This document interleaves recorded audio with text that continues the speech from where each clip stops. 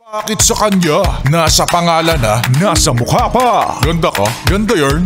Ito na, ang nagmamaganda at feeling diva. Ganda! Wanda! Dina by Kurt Fick. Ang tugon ng mga taong ayaw magpabudol ngayon. Lalo na may iilan na sa ating mga yes friend. Ang sumahod na! Huwag mong magpapadala sa mga kaopisina mong kung gumastos ay parang tagapagmana ng kumpanya.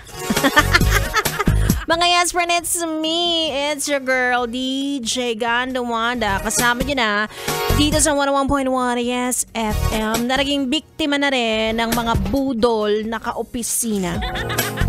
Lalong-lalo na pagdating sa mga online shopping, ganyan. Alam niyo, nagsisilabasan yun kapag sahod day na.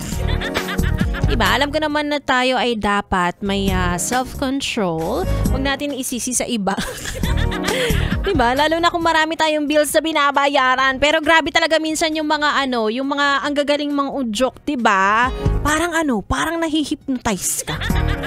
Parang may gayuma kapag sinasabi nila na, alam mo, bibili ako kapag bibili ka.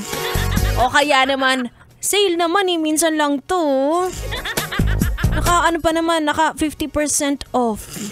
Mga ganon, di ba? Parang bigla kang nawawala sa sarili. Tapos iisipin mo na, tama nga naman, may pera din naman ako ngayon. Pero ang totoo niyan, kaya kanila binubudol, yes friend, ay para hati kayo sa shipping fee. O diba, nalamangan ka na, napaggastos ka pa. Kaya naman maging matalino, hindi lang sa paggastos, no, pero sa pagpili ng mga sasamahan araw-araw, lalong-lalo na sa araw ng sweldo. O kaya naman gumawa ka ng listahan ng mga dapat mong iwasan. Ayun na lang siguro. Ako, kung tatanungin nyo ako kung sinong iiwasan ko dito sa opisina tuwing sahod day, o kaya kapag may sale, sasabihin ko na, si Rico Panyero. Ilang beses na akong nabudol niyan kasi sobrang galing niya mang sales talk. Maniwala kayo sa akin, hindi ako nagjo-joke. Diba? Patunay yan sila, Sexy Megan. Tanungin nyo, ang galing ni Rico Panyero. Pwede siyang businessman. Pwede rin siyang scammer.